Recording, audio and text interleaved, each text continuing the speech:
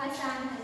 बहुत ही आदर में मान के योग्य मुख्य अतिथि महोदय, नीरशी विवेकी नायक मंडल, अन्य गुरुजन व प्रबुद्ध श्रोतागण, आज मैं कक्षा 10वीं की छात्रा आप सभी के सामने कंप्यूटेशनल थिंकिंग के तहत मैथमेटिक्स पर एक रोल प्ले एक्टिविटी प्रस्तुत करने जा रही हूँ। कृपया मेरे शिशु प्रयास का उत्साह बढ़ाएं।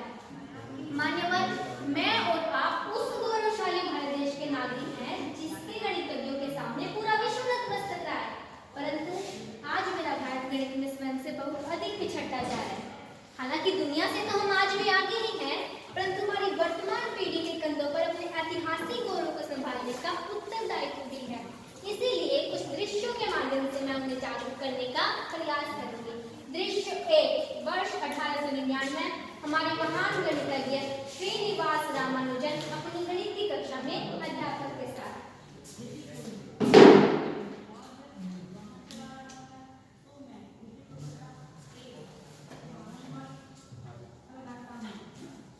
अध्यापक, बेटा यदि किसी भी संख्या को स्वयं से भाग कर दिया जाए तो भागफल में सदैव एक ही प्राप्त होता है।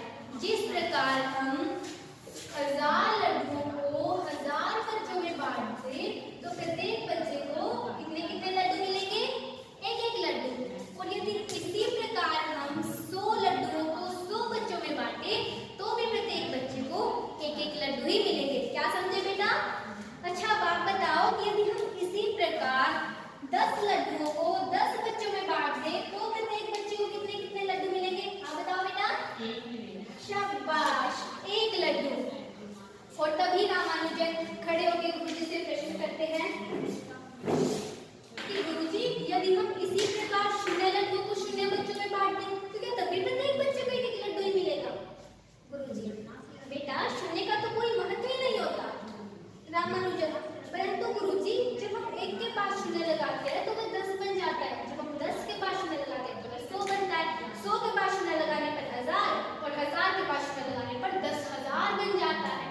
इस प्रकार हम जिस भी संख्या के पास 0 लगाते हैं, 0 तो उसका मान 10 गुना बढ़ा देता है। तो फिर 0 का कोई महत्व क्यों नहीं होता?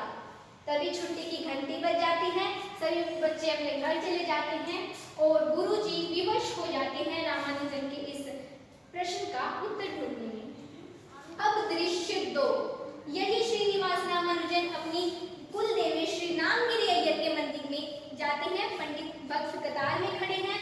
पंडित जी भक्तों को चने का प्रसाद दे रहे हैं तथा उन्हीं भक्तों की कतार में खड़ा एक छोटा बच्चा रामानुजन पंडित जी को देख रहा है तथा ये अवलोकन कर रहा है कि भक्त कितने हैं, चने कितने हैं, बर्तन का आयतन कितना है और प्रत्येक भक्त को कितने कितने चने मिलेंगे। और तभी रामानुजन पंडित जी से कहते हैं कि पंडित जी, यहाँ कतार में 142 भक्त खड़े हैं और आपके पास 137 दोने हैं तथा आपके बर्तन जितना बर्तन ही हमारे घर में भी है। इसमें लगभग 8710 चने आते हैं तथा आप प्रत्येक भक्त को लगभग 65 चने बांट रहे हैं। तो इस प्रकार आपके पास 5 दोने कम हैं और 8 भक्तों के लिए प्रसाद भी कम है। पंडित जी, तो इतना सा बच्चा हमें सिखा रहा है, इतने वर्षों से हम प्रसाद बांटते आ रहे हैं, भला आया है गणितज्ञ बन के, चल काम कर अपना। और अंत में यही सही निकलता है तथा ये था हमारे भारतीय गणित की कंप्यूटेशनल थिंकिंग का उच्च स्तर। और अभी 4 दिन बाद ही 22 दिसंबर, जो कि हम हर वर्ष जिस दिन को गणित दिवस के रूप में मनाते हैं, हमारे इन्हीं महान गणितज्ञ श्रीनिवास रामानुजन का जन्मदिन भी है।